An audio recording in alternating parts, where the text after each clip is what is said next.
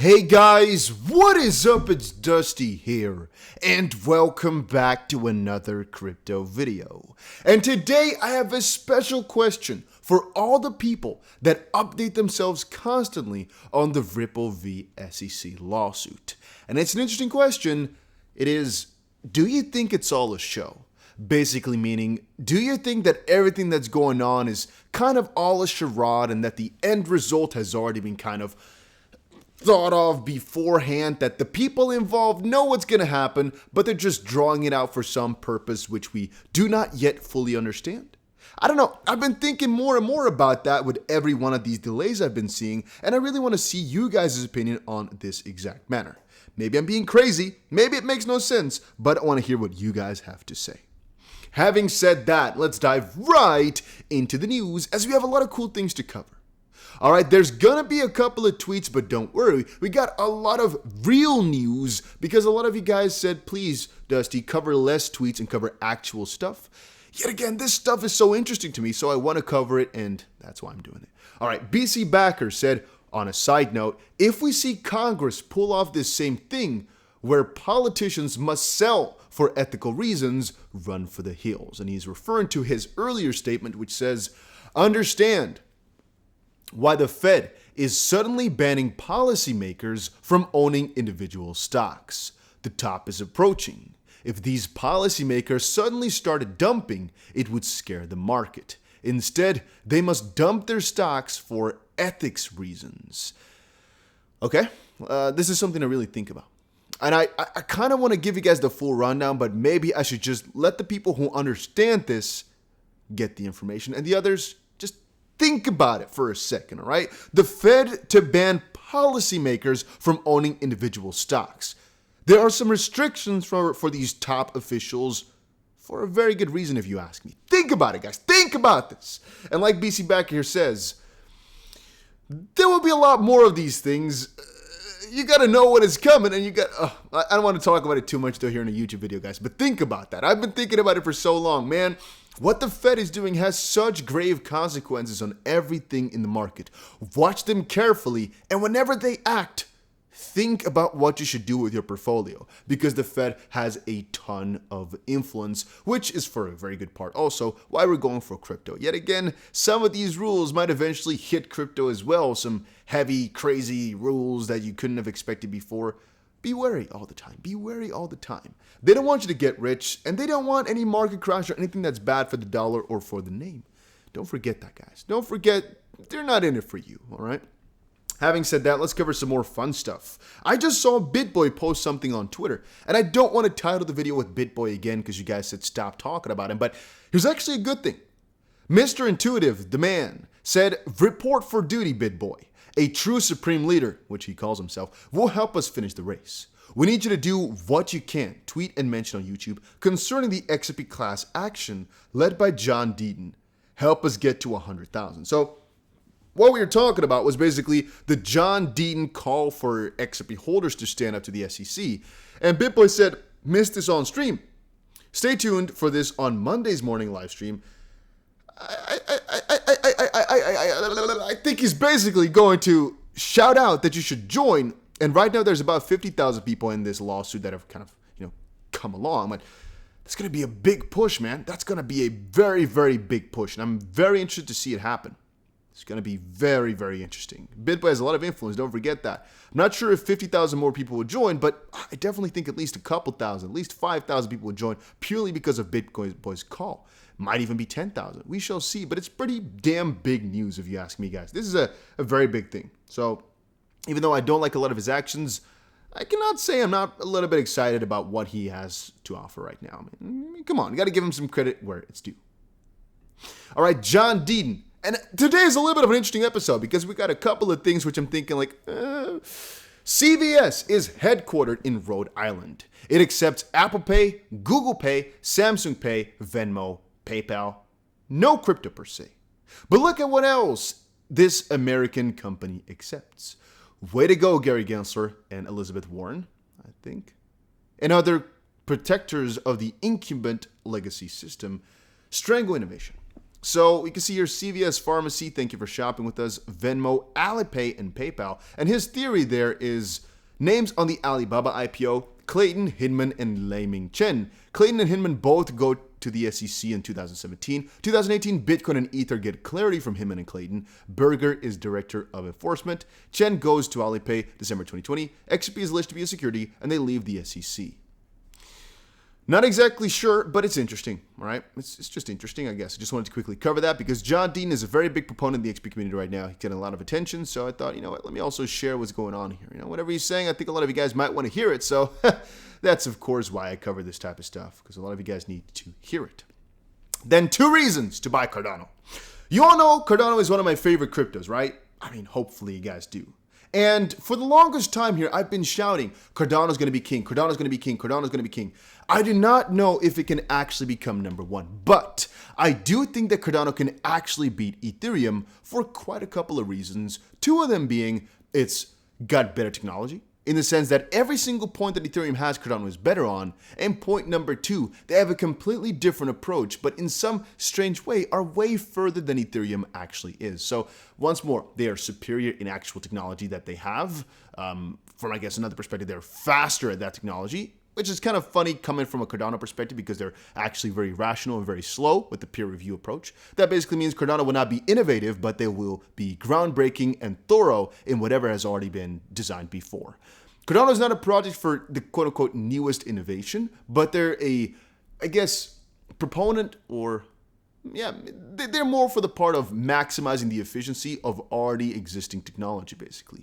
Even though I'm very sure that Cardano could build some crazy stuff completely from the ground up, which they've also done, don't get me wrong, but their main goal is to make sure that the concepts that we already know are done properly, are thought out properly, and are done in the best and most efficient way possible, which is, of course, why the longevity for Cardano is so great, and it's kind of a slow buildup. I think right now Cardano is very undervalued for specifically this reason, the reason that they are slower but more steady. People like to go for quick money, quick project, quick things. Oh, they got 100 partners already? Amazing. Let me buy right now because that's huge. Not Cardano's approach. They want to take things slow, get things to be built properly, get things to be built securely, safely, whatever you want to call it right there, and strong. Good foundation before you start branching out. And that's exactly what they have right now, which is also why the price is a little bit lower for right now.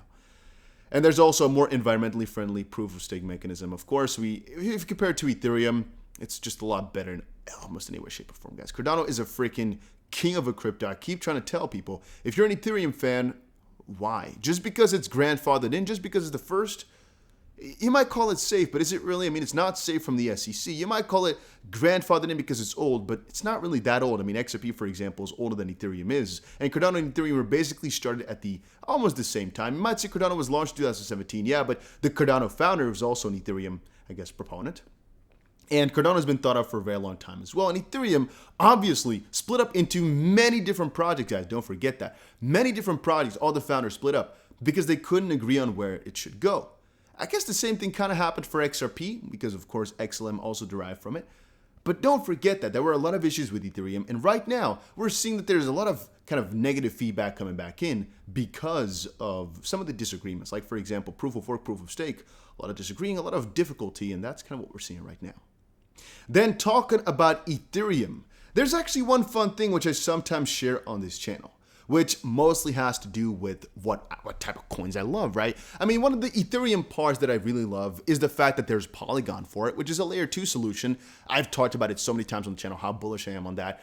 But I've also talked a lot about Uniswap, I've talked a lot about AVA, basically things which make your life more efficient or more decentralized. And now I just came across this, guys.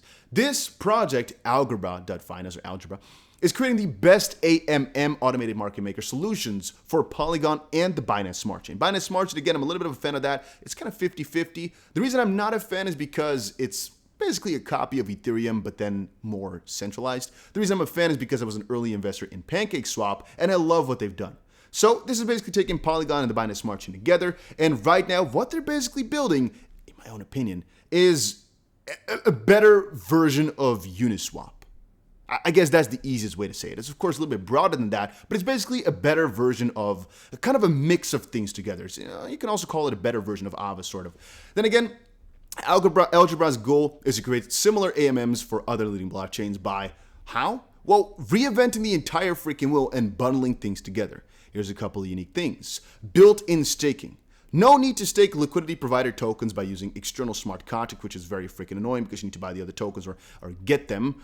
Easy, all right? That's pretty damn cool. I like that a lot. Fees curve. Not exactly sure because, of course, guys, I don't know how fees perfectly are calculated, but apparently they have a new fee structure where trading fees for pools are adjusted automatically based on trading volume, pool volume, and volatility.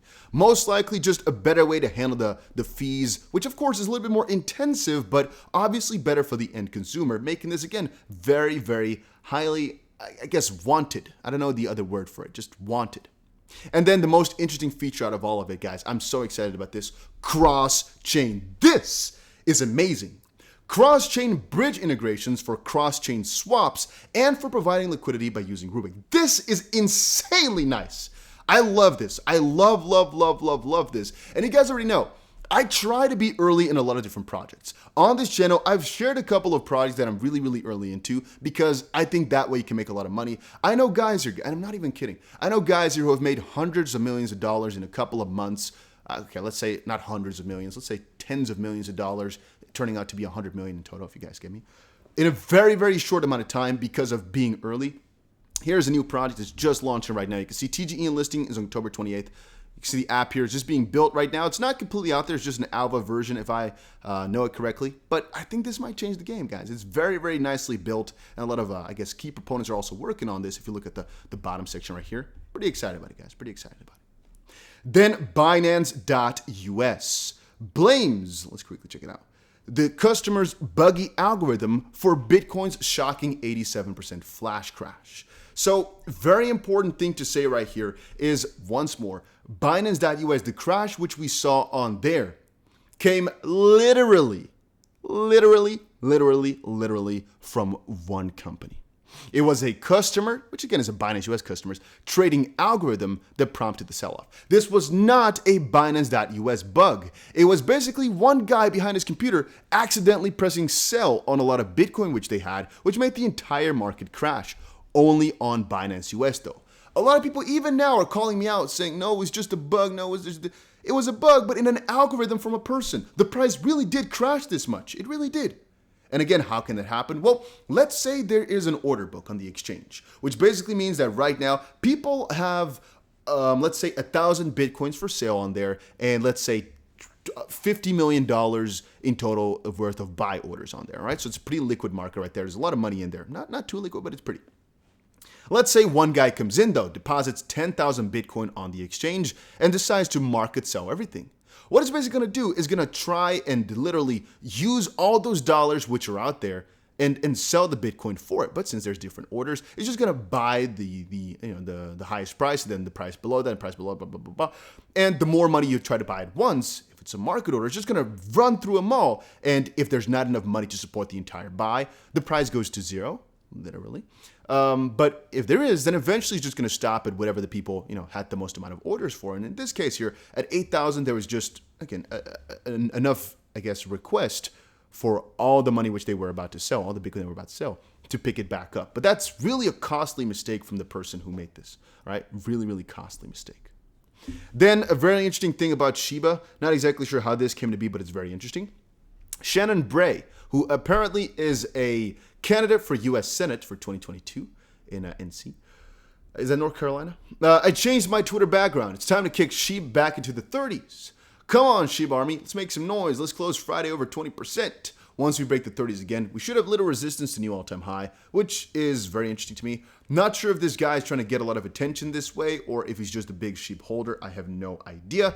But it's kind of funny for me to see people of this stature, just being political like that, talk about Shiba, which I sometimes would like to call irresponsible. From another end, I call it funny because I do the same thing. I talk about Shiba because I like it, and because I think there's quite a lot of gains to be caught. But I always tell people to be cautious as well and not to try pump and dump things because that way you might lose money. Then again, people can make a lot of money with Shiba. I firmly believe in that. Would I tell you guys to buy or sell? Obviously not, because it's a really crazy coin. But it's interesting to me to see a candidate for Senate talk about it in this manner. You don't really That's not what I think about when I think about Shiba Inu. I don't think about a guy that's running for Senate, basically. But again, that is just me. Then let's quickly check this out. New proposal aims to raise Binance Coin value by burning BSC fees. The new BEP might decrease the total amount of BNB that validators and delegators obtain from staking. New proposal, new idea. Could be something. Yeah, I mean, could be interesting, I guess. It's a new idea that they proposed. There's always good and bad sides to it, but since it's just a small little proposal, I want to kind of cover this more in depth at a later point. Right now, we have a BNB token burn every single quarter. Right now, the last one was about $700 million or so worth, which is definitely kind of interesting. But amid the ongoing rally of Binance native token, BNB, the developers of Binance Smart Chain have proposed more measures to maintain the token's deflationary model and improve its intrinsic value. According to the new Binance Evolution Protocol, Binance Smart Chain developers are considering introducing a real-time burning mechanism for a portion of gas fees like Ethereum to reduce BNB supply and drive BNB value higher by increasing the demand. According to the BEP, BNB holders will decide how to dispatch the Binance Smart Chain gas reward. And releasing the proposal on Friday, Binance Smart Chain developers noted that the new BEP might decrease the total amount of BNB that validators and delegators obtain from staking. And by the way, there's only, I think, 21 nodes, right? Or 21 nodes for the Binance Smart Chain. By burning mechanism will be enabled by introducing governable parameters for two system smart contracts by collecting gas fees. But again, I kind of want to cover it like this right now because it's a cool idea, but it's just a little ball that's been thrown up. We don't know if anything's going to actually happen. So, I want to keep it kind of small. And then Spanish banks. This is, I guess, bigger news.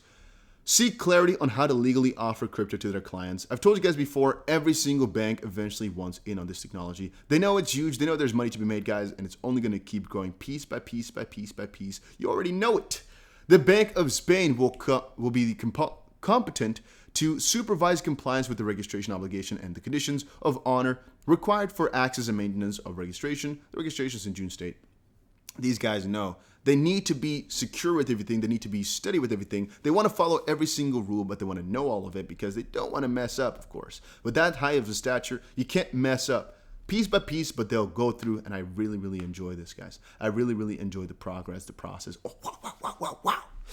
All right, guys, that was it for today's video. Hopefully, you guys all enjoyed it. If you did, make sure you press the like button and subscribe, and I will definitely see you guys again in another crypto video. Don't forget to put that notification bell on, though, to be notified every single time I upload another banger. And again, guys, the XRP community army is just growing like crazy. It's going to be really, really huge to see this, guys. Wow, wow, wow.